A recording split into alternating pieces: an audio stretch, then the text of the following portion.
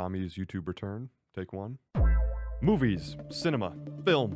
I have been obsessed with motion pictures for as long as I can remember. I used to have my parents take me to the library every week from the young age of 9 to check out stacks of DVDs to expand my knowledge and love for film. Wow. This is where it all happens, huh? These are the Blu-rays? Mm-hmm. Even more so did I love going to my local theater and experiencing a motion picture on the silver screen, something I dearly love to still do. But is that something I will always be able to enjoy? More and more in recent years has the looming peril of cinemas potentially going away been a brewing thought in the back of my head. There have been lots of contributing factors in the last 4 to 5 years that are aiding to the decline of smashing box office weekends and packed theaters. Obviously, one of the biggest impacts to the movie theaters is the C word. COVID. With all theaters having to close and movie studios having to shelf and delay hundreds of projects, this was no doubt going to have a serious effect on the film industry. In March of 2020, it was estimated for the box office to lose over $5 billion that year alone. During this dark age of cinemas being closed, it drove the studios to go crawling to the feet of the streaming services. They said, Tim Sarandos, Jeff Bezos, save us! The movie studios all said in unison, because many of these movies that were slated to release in theaters were handed off to Amazon and Netflix, and they were available to rent early, which would cause studios to lose lots of money.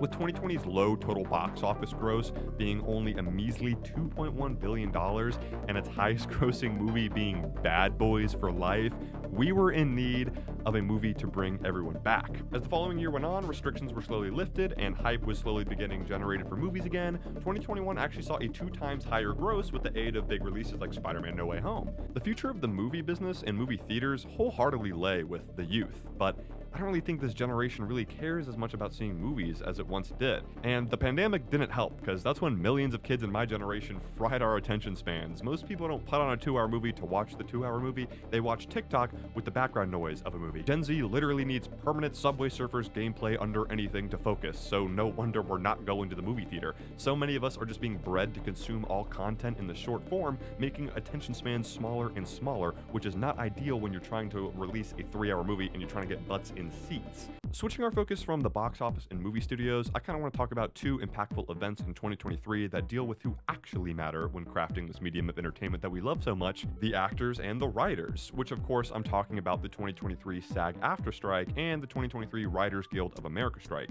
Actors and writers alike saw the pressing threat that AI had on their jobs as creatives, and they needed protection against that, and rightfully so. This art needs the human touch for it to be what it is.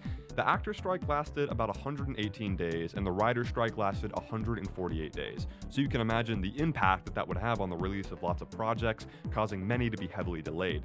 Box office performances have been poor. We just had the worst Memorial Day weekend box office opening in 30 years, with George Miller's Furiosa opening to only $31 million on a $168 million budget. I mean, The Fall Guy was supposed to kick off summer fun movies, and it's already available to watch on streaming within 17 days of its theatrical release. What is happening? Movies used to be out in theaters for like 2-3 months before you could see it at home. Movie studios, they just need to start rethinking how they are making these movies with these insane inflated budgets.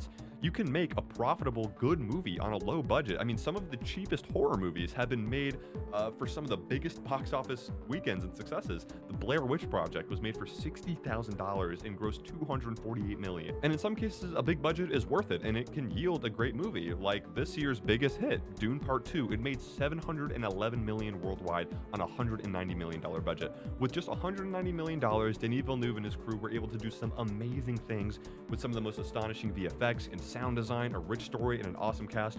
What else do you need to make a hit? Well, I'll tell you, it clearly isn't more money. That's not going to be the answer to your question, because let me show you some garbage that required more money than Dune Part 2 to create.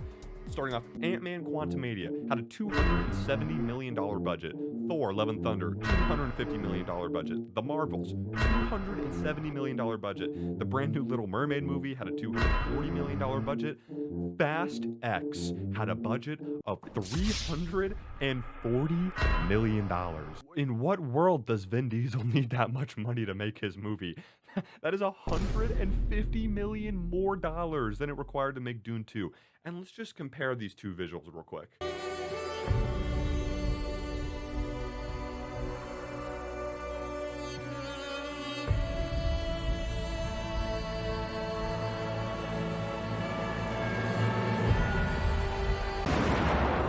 Can't protect them all.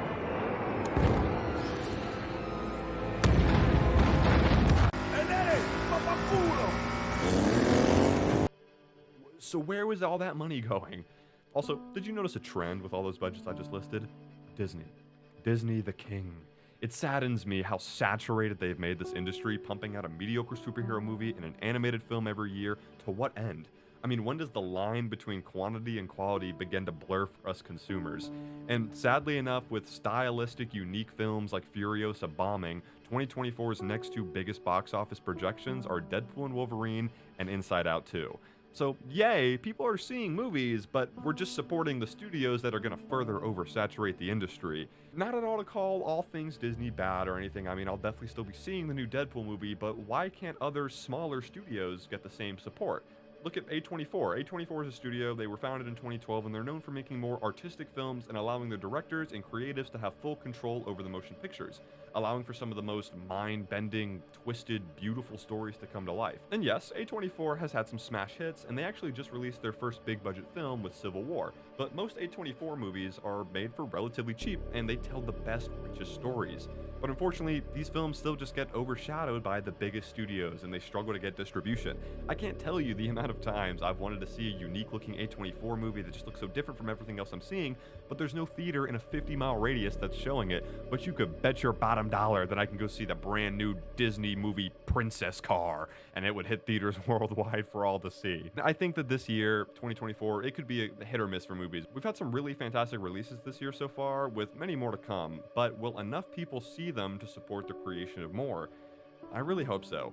I didn't write this video with a solution in mind, mostly just as a platform to vent out all my thoughts on the current state of movies, because I'm just a nerd who loves that sort of thing. So thanks for listening to my TED Talk. Go see movies at your local theater, and if you like the video and you want to hear me yap more, subscribe, comment, do all that fun stuff.